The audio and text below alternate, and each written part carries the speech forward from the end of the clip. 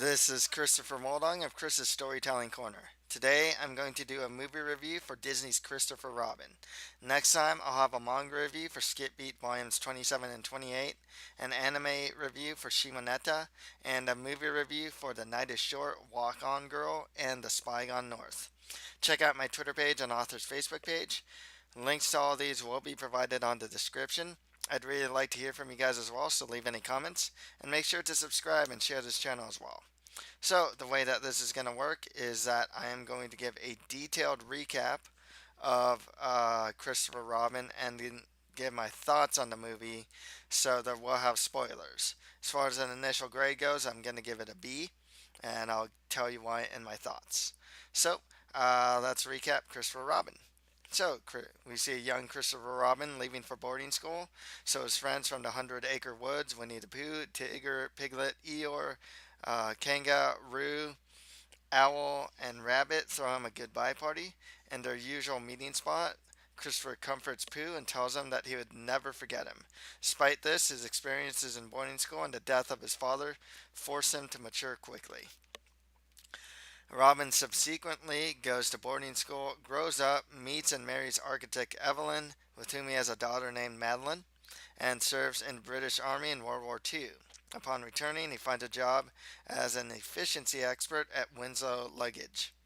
He neglects his family due to his demanding job and plans on sending Madeline to boarding school.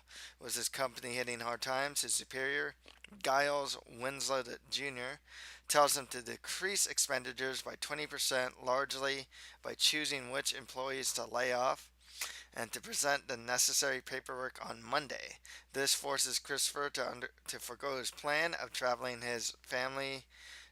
with his family to his countryside cottage in Sussex for the weekend before the summer ends. He reluctantly tells his family of the news. Evelyn and Madeline depart the next morning. Meanwhile, Winnie-the-Pooh awakens and is unable to find his friends, so he decides to travel through Christopher Robin's door and finds himself in London outside of Christopher Robin's house. He reunites with Christopher, who is shocked to see Pooh and reluctantly agrees to bring him back to the Hundred Acre Wood through his door near Sussex Cottage. After sneaking past his family, the two enter the Hundred Acre Wood. Christopher becomes exasperated by Pooh's absent mindedness and fear of heffalumps and woozles.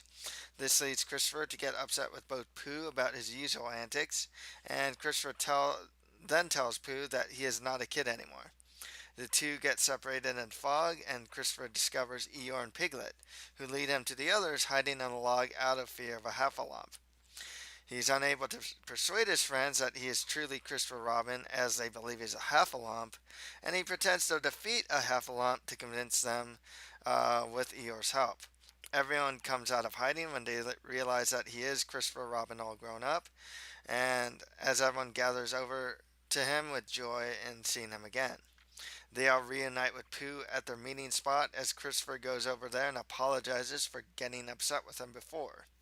He assures Pooh that he is a bear with a big heart. Christopher opens up to Pooh as he tells him how he lost, uh, how lost he is, but Pooh assures him that he found him and comforts him with a much needed hug. The next morning, Christopher, who realizes that he fell asleep, leaves the Hundred Acre Wood so he will not miss his presentation. He encounters his family and, unable to tell them about the Hundred Acre Wood, quickly leaves. Pooh realizes that Tigger has removed Christopher's paperwork and drying his briefcase. So Pooh, Tigger, Piglet, and Eeyore decide to travel to London to give it back. They meet Madeline, who recognizes them from her father's drawings. She decides to join them in traveling to London so she can persuade her father not to send her to boarding school. Evelyn goes after her when she discovers that Madeline left a letter telling her what she's going to do. Christopher is about to present his plan, but realizes that his briefcase is filled with items given by Tigger. He's rushed out by Evelyn, and the two search London for Madeline. Madeline's group stow away in Winslow's company crates, but Tigger, Eeyore, and Piglet are accidentally thrown out, and they encounter Christopher and Evelyn in the process. Madeline and Pooh arrive near the Winslow building, but the paperwork is blown away by the wind before they are reunited with Christopher's group. Christopher comforts his daughter and assures her of her importance to him and that she does not need to go to boarding school. Christopher improvises a new plan involving reducing the prices of luggage, giving employees paid leave, and selling their luggage to everyday people to increase demand instead of laying off employees. But Winslow Jr. dismisses the idea, but his father, Winslow Sr., warms up to it. Christopher points out Winslow Jr. has not been doing his part in helping with the plan, having been golfing all weekend. And Winslow Jr. is humiliated. Winslow Sr. agrees to a plan, and Christopher decides to spend time off with his family. So the movie ends with the Robins coming to visit the Hundred Acre Wood and meet the rest of Christopher's friends. Christopher and Pooh share a tender moment overlooking the sunset. And in a mid credit scene, the employees of Winslow's are seen having fun at the beach, while Richard M. Sherman performs Busy Doing Nothing on a piano. The camera pans to Pooh, Piglet, Eeyore, and Tigger relaxing on beach chairs, with Eeyore saying, "Thank you for noticing me." So, before we get into my thoughts on the movie, I'd like to plug my author's website at www.chrismaldon.com, and you can read a new blog post there every week. Also, do you like fantasy? Do you like action? Adventure? Then buy my book, The Mustard Prince in the Convict Kingdom, for just $4.99 via ebook on Amazon.com or on my author's website. Links to buy it will be provided on the page description. Please also subscribe to this channel, as that'd really help me out. So I gave this a B. A lot of it's a fun movie. It is a real, it's real sugary, you know. It really is like a cotton candy type of movie. You know, it doesn't really do anything new for the genre per se. Um, doesn't really do much else for Winnie the Pooh except just add another story into it per se. Um, but it's fun. It's real nostalgic. If you ever seen the movie Hook, it reminds me of Hook, just in the sense that Christopher Robin grows up and he kind of leaves. He fully embraces becoming an adult and leaves his childish side behind, and from there, you know, it's a journey of him finding his childhood and the child within him again. And you really see that when he fights the phantom heffalump. When he first goes back to Hundred Acre Wood, you know, it is just, it's a burden. Like everything, like, you know, everything's just kind of like, even seeing Winnie the Pooh, you know, it's just like, hey, Pooh, what's going on? Get out of here. You know, like that's where he kind of is. But he's still a nice guy. He's actually a little too nice to tell Pooh. You know, when he lashes out at Pooh, it's actually as nice as he can be. He's still, so like I say, he's still a really nice guy, but he's all grown up and taken over by the adult world. And in a sense, being an adult, I can kind of relate to that. They do go with the trope, which I'm always like, they did it in Hook, they do it here, they do it in a lot of movies, you know, and it's not like, it's true sometimes and not true other times. There's like this theme that you see this a lot. Like too much work is bad. You know, like the idea when you grow up and you do your 9 to 5 and you kind of, in a sense, you're always going to forsake your family in a sense. And that's bad, you know. And I don't know if I necessarily agree with that. Um, Obviously, they make it seem like Christopher Robin cannot spend any time with his family at all. You know, he's just absolutely distant. Madeline doesn't seem to know why, or she knows why, but at the same time she doesn't like it. Um, I yeah, they've worked that trope a lot. I've seen that a lot. I don't really know if it's true or not. In a sense, Christopher Robin does become something of a woozle or a heffalump in that he's kind of like the bad guy, you know? Like, that, because the heffalump doesn't exist, but we know that a heffalump is this it's supposed to be this like big elephant thing, and it's kind of a villain. It's kind of scary, you know. Can't reason with it, and Christopher Robin kind of became that. Winnie the Pooh's still kind of the same. He's not quick on the uptake. Loves his honey.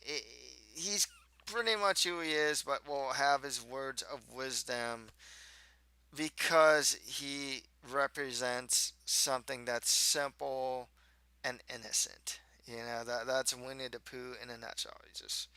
He's kind of simple. He knows what he wants. He knows what he likes. He knows what he wants to do. And that simplicity, it's really innocent. It's kind of like an embodiment. I mean, everyone from the Hundred Acre Wood is kind of like an embodiment of your childhood. Tigger's kind of like the id. He's just like, hey, let's bounce around. Let's do anything we want. Let's get in trouble. We get annoyed easy and whatnot. He is actually the cause of some of the problems in here. Eeyore is kind of just the everyone is a personality. He's kind of like he doesn't move much. He's like the embodiment of, I want to say laziness, but it's more like procrastination. It's just like doesn't want to do anything unless he really has to. He does things slowly. He does as much as he can to get by, but he doesn't really do enough to get ahead.